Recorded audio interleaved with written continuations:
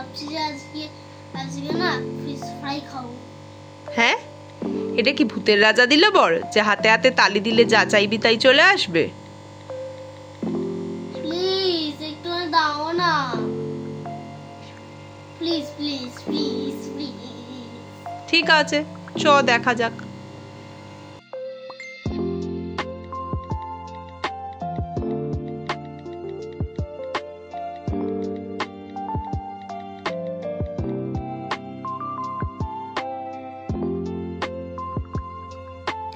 নমস্কার বন্ধুরা, welcome to my channel. আজকে তোমাদের সাথে শেয়ার করব ভেটকি মাছের ফিশ ফ্রাই। এখানে 38টা মতো ভেটকি মাছের ফিলে আছে। ফিলেটা মাছের দোকান থেকে কাটে নিয়ে এসেছি। আর লাগছে আদা, রসুন, পেঁয়াজ, লেবু, লঙ্কা। আর এখানে পুদিনা পাতা, লেবু আর গন্ধরাজ লেবুর পাতা আর ধনে পাতা ভালো করে ধুয়ে নিয়েছি। এবার মাছগুলোকে লেবুর রস দিয়ে আর নুন আর গোলমরিচ দিয়ে ম্যারিনেট করে রাখবো। ভালো করে লেবুর রস মাখিয়ে নিচ্ছি।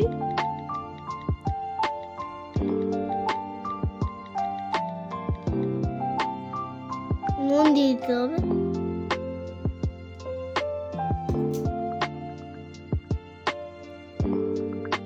গোলমরিচ গুঁড়ো দিয়ে দিতে হবে।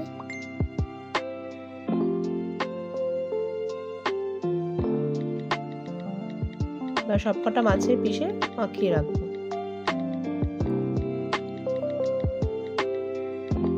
এবার আদা, কাঁচা লঙ্কা, পেঁয়াজ, রসুন মিক্সার গ্রাইন্ডারে ভালো করে মিক্স করে নেব।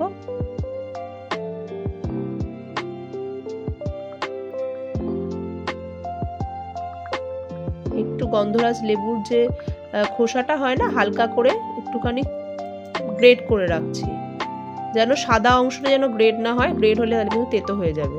এবার সবকিছু একসাথে দিয়ে পেস্ট করে নেব।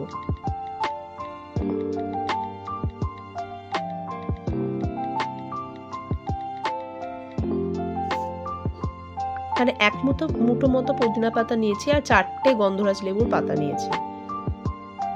আর এই ধনে পাতাটা ভালো করে ধুয়ে রেখেছিলাম, এই ধনে পাতাটাও দিয়ে দেবো। এই তলায় যে স্টেমটা আছে শেকড়টা সমেতই দেবেন, তাহলে খেতে ভালো লাগবে, ফ্লেভারটা ভালো আসে। নুন, গোলমরিচ গুঁড়ো, শাহি গরম মশলা, সাদা তেল দিয়ে ভালো করে পেস্ট করে নিয়েছি। এবার এই মিক্সচারটাও ডাইরেক্ট মাছের মধ্যে মাখানো যায়, কিন্তু আমি শর্টকাট প্রসেসে করার জন্য আমি এই মিক্সারের মধ্যে গন্ধরাজ লেবুর এই গ্রেট করাটা দিয়ে দেবো, খোসাটা, লেবুর রস দিয়ে নেব।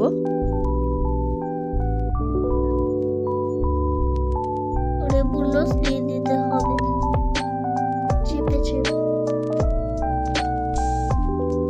গন্ধরাজ লেবুও দিয়ে দিচ্ছি একটু।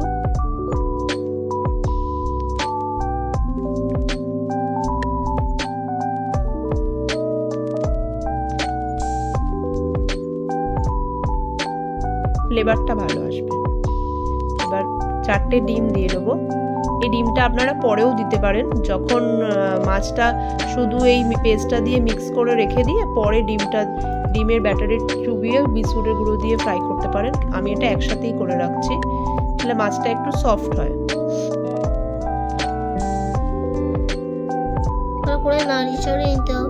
নিয়ে মাছটা ম্যারিনেট করে রেখে দেবো, মিনিমাম 2-3 ঘন্টা রেখে দেবো ফ্রিজে।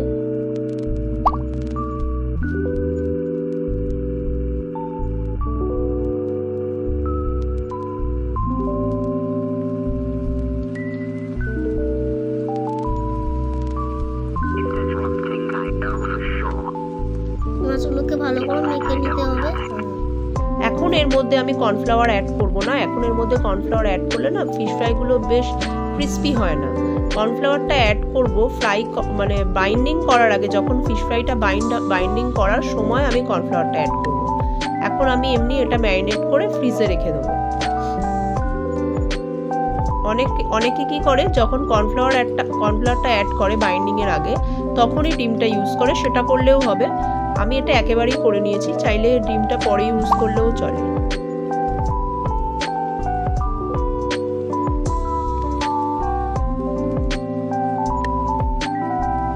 আমি এটা 2 ঘন্টা বাদে ফ্রিজ থেকে বের করে নিয়েছি। এবার এর মধ্যে কর্নফ্লাওয়ার অ্যাড করে দেবো।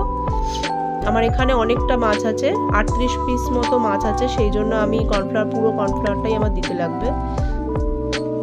এখানে যার যতটা প্রয়োজন লাগবে সেই অনুযায়ী কর্নফ্লাওয়ার দেবেন, আর নুনের পরিমাপটাও বুঝে শুনে দেবেন। ভালো করে মেখে নিতে হবে। হ্যাঁ, বাইন্ডিং করার আগেই কর্নফ্লাওয়ারটা দেবেন।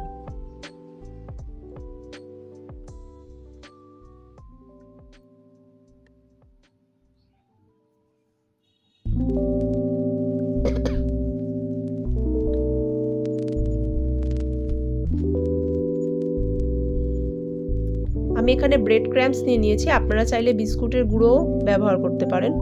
ব্রেড ক্রাম্বসে ফিশ ফ্রাইটা খেতে খুব ভালো হয় আর ক্রিস্পি হয়। বিস্কুটের গুঁড়োর টেস্টটা সম্পূর্ণ আলাদা হয়, যার যেটা ভালো লাগে সেটা ইউজ করবেন। ব্রেড ক্রাম্বসটা ভালোভাবে দুপাশে লাগিয়ে নিতে হবে। এই যে আমি অনেকগুলো তৈরি করে নিয়েছি, এবার এটা শেপ করতে হবে ছুরি দিয়ে বা স্ক্র্যাপার দিয়ে। যে আমার কাছে এরকম একটা স্ক্র্যাপার ছিল, আমি স্ক্র্যাপার দিয়ে করেছি। অনেকে ছুরি দিয়েও করতে পারেন, চাইলে কোনো অসুবিধা নেই। দু সাইডটা ভালো করে চেপে দেবেন, ভালো করে শেপ করে নেবেন। ট্রায়াঙ্গেল হবে।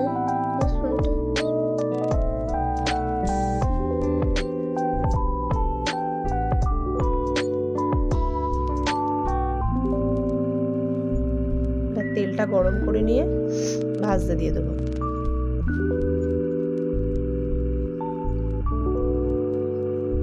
বাইন্ডিং করে আপনারা রেখে দিতে পারেন, বেশ অনেক দিন থাকে। বাইন্ডিং করার পর ফ্রিজে রেখে দিলে অনেকটাকে ভেজে নিয়েছি। এবার ফিশ ফ্রাই রেডি। ভালো লাগলে লাইক, শেয়ার, কমেন্ট আর সাবস্ক্রাইব করতে ভুলবেন না। এবার দেখা যাক আমার ভূতের রাজার ফিশ ফ্রাইটা কেমন লাগে খেতে।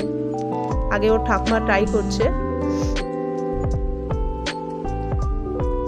এবার ভূতের রাজার খেয়ে কেমন লাগে দেখি।